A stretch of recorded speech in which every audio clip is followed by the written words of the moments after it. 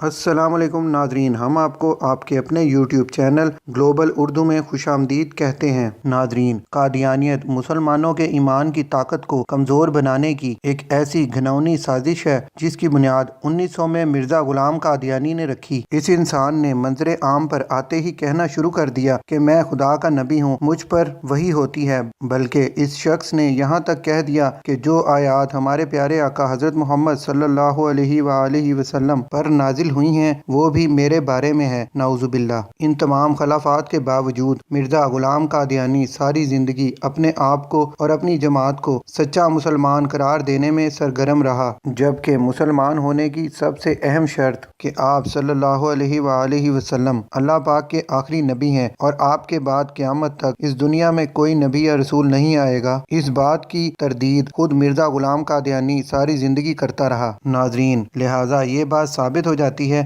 کہ قادیانی یا لاہوری گروپ کا اسلام سے کوئی تعلق نہیں ہے، بلکہ یہ لوگ آپ صلی اللہ علیہ وآلہ وسلم کے بجائے مرزا غلام قادیانی کو آخری نبی قرار دینے پر بازد ہیں۔ لیکن ناظرین، حیرانی کی بات تو یہ ہے کہ قادیانی گروپ سے تعلق رکھنے والے افراد جس شخص کو اپنا نبی قرار دیتے ہیں، کیا اس کا کردار اس قابل بھی ہے کہ اسے ایک شریف انسان بھی کہا جا سکے؟ ناظرین، اگر ابھی تک آپ نے ہمارے چینل کو سبسکرائب نہیں کیا ہوا تو جلدی سے کر لیں تاکہ ہر آنے والی ویڈیو آپ تک آسانی سے پہنچ سکے۔ دوستو، مرزا غلام قادیانی جو کہ قادیانی جماعت کے لوگوں کے لیے سب سے مقدس انسان ہے، وہ نہ صرف خود ساری زندگی کھلے عام زناکاریوں اور شراب نوشی میں مست رہا، بلکہ اس کے خاندان کے تمام افراد کے ساتھ ساتھ اس کے قریبی ساتھی بھی اس عمل میں ہمیشہ اس کے پیش دکھائی دیے، اور یہ سلسلہ آج بھی جاری ہے، جس کی سب سے بڑی مثال قادیانیوں کے موجودہ خلیفہ مرزا مسرور کی عیاش زندگی کی رنگین راتیں ہیں۔ ناظرین، مرزا مسرور قادیانی جماعت کا وہ سب سے خوش قسمت شخص ہے جس کو سب سے زیادہ قادیانی لجنات کے ساتھ رات گزارنے کا شرف حاصل ہے۔ یہی وجہ ہے کہ جب بھی یہ شخص قادیانی خواتین کے مجمع میں موجود ہوتا ہے تو اس کے چہرے پر اس کی دلی تسکین کے آثار نمایاں دیکھے جا سکتے ہیں، اور ناظرین، مرزا مسرور کی اس عیاش پرست طبیعت کے ہاتھوں رسوائی اس کی پاکستان سے بے دخلی کی بھی وجہ بنی۔ ناظرین، قصہ کچھ یوں ہے کہ مرزا مسرور جو کہ آج کل قادیانی جماعت کا خلیفہ بنا ہوا ہے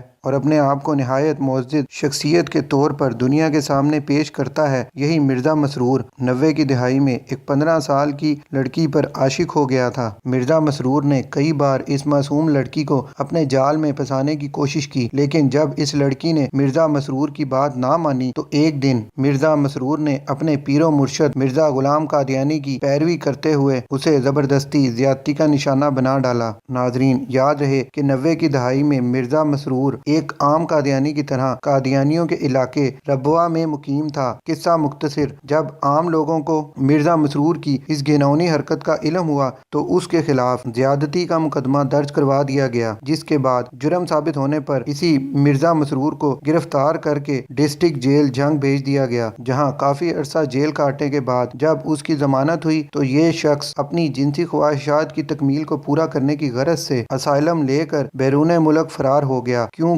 وہ جانتا تھا کہ پاکستان میں وہ اپنا گندا کھیل جاری نہیں رکھ سکتا۔ اور ناظرین، وہ کسی حد تک درست بھی تھا، کیونکہ آج وہی مرزا مسرور نہ صرف قادیانیوں کا خلیفہ بنا بیٹھا ہے، بلکہ آج قادیانی مذہب سے تعلق رکھنے والی جوان لڑکیاں اس کے ساتھ رات گزارنے کو اپنے لیے سعادت تصور کرتی ہیں، بالکل ویسے ہی جیسے ان کی نانیاں دادیاں مرزا غلام قادیانی کی راتوں کو رنگین بنانے کی خدمت سر انجام دیتی تھیں۔ ناظرین، آخر میں ہم دعا کرتے ہیں کہ اللہ پاک ہمیں اس قادیانی فتنے سے محفوظ فرمائے اور ہمارے اور آپ کے ایمان کی حفاظت کرے، آمین۔